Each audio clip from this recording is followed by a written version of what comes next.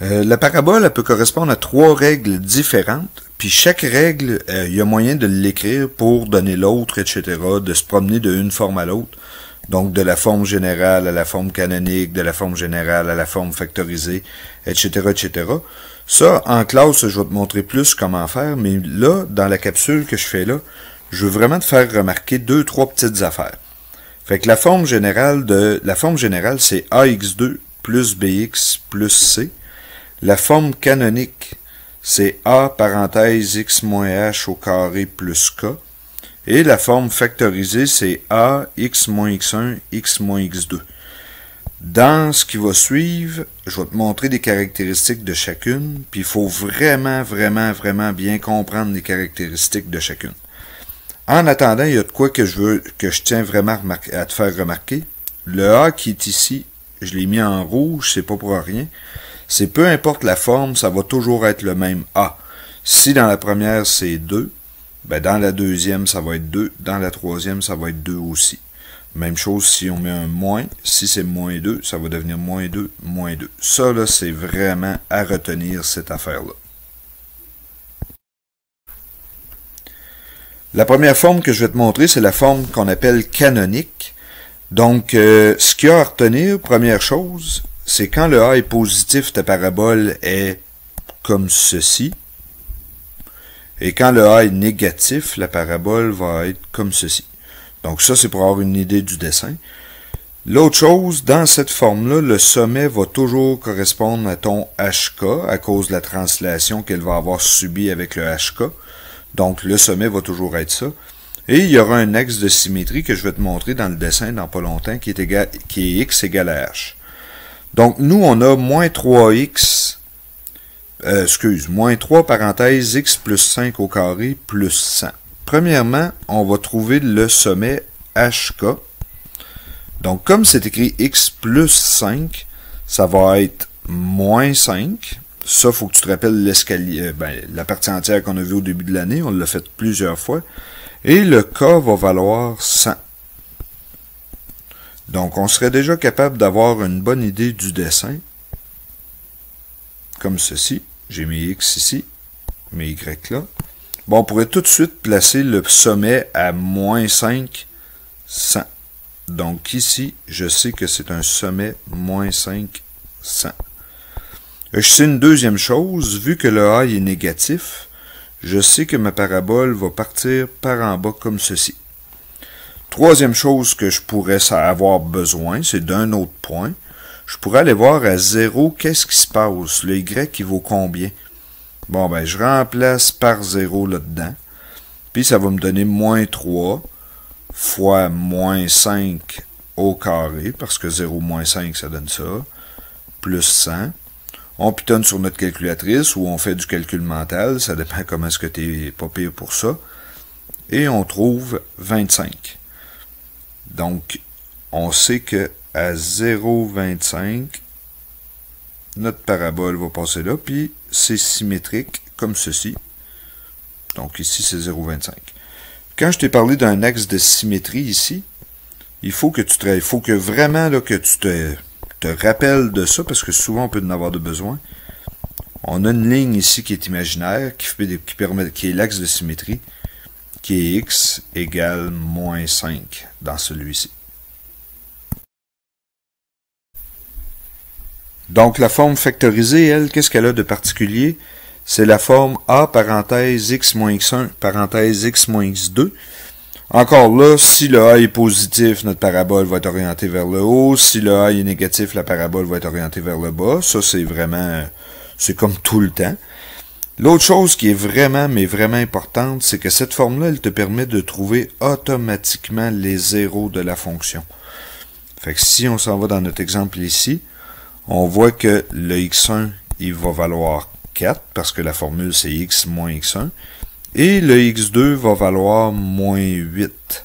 Ça, c'est de faire attention quand tu le fais, c'est d'être attentif, puis de ne pas faire les erreurs que je vois tout le temps dans les examens. Fait que là, je peux placer tout de suite mon premier point à 4, 0, qui serait un des zéros. Et l'autre point à moins 8, 0. Donc ça, c'est mes deux zéros.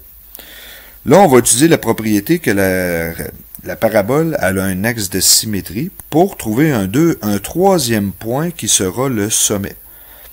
Fait que là, ici, à gauche, je t'explique que le sommet, c'est égal à x1 plus x2 divisé par 2.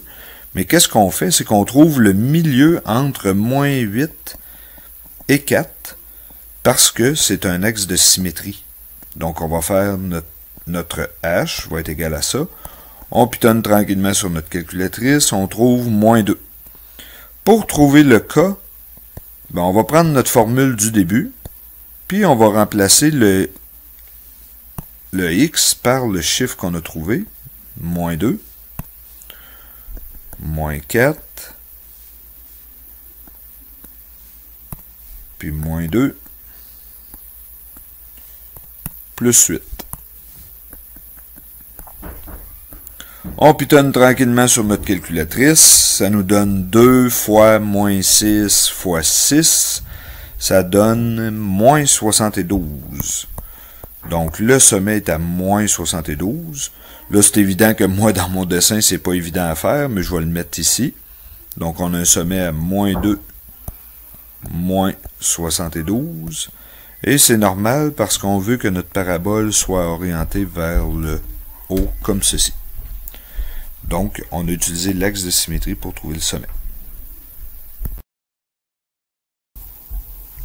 Fait que la forme générale, ça le dit, c'est une forme générale. Il y a rien qu'il y a dans la règle qui nous permet de faire de quoi.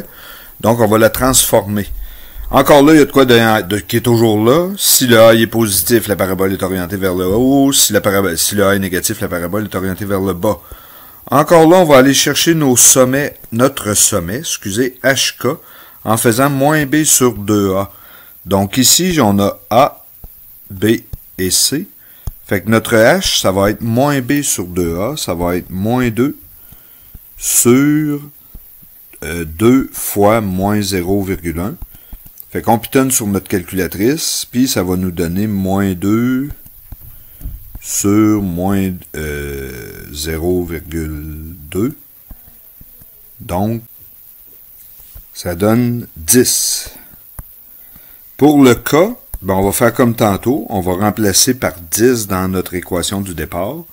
Fait que ça va nous donner moins 0,1 fois 10 au carré, plus 2 fois 10, plus 40. Fait que ça nous donne moins 10, plus 20, plus 40, 50. Donc, on est capable de placer notre sommet à 10, 50.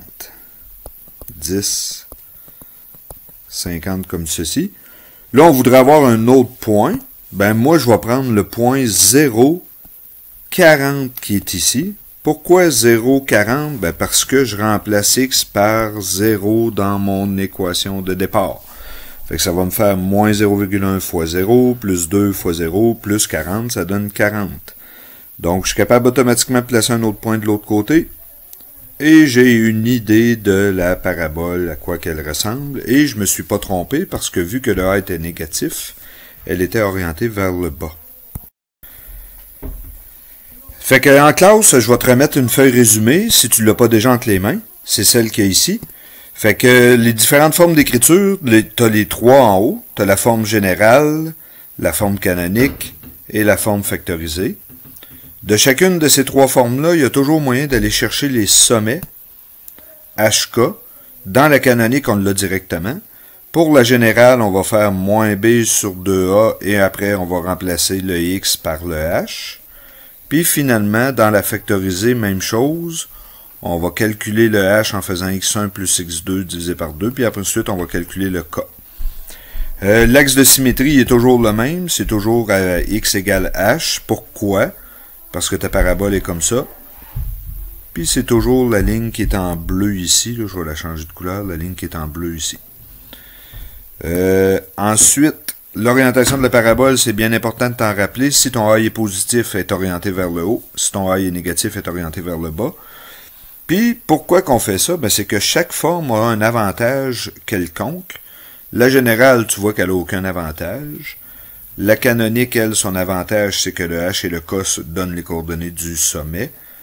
Puis la factorisée, c'est que le X1 X2 donne les coordonnées des zéros. Fait que ça va être important d'utiliser cette feuille résumée-là adéquatement dans tes exercices.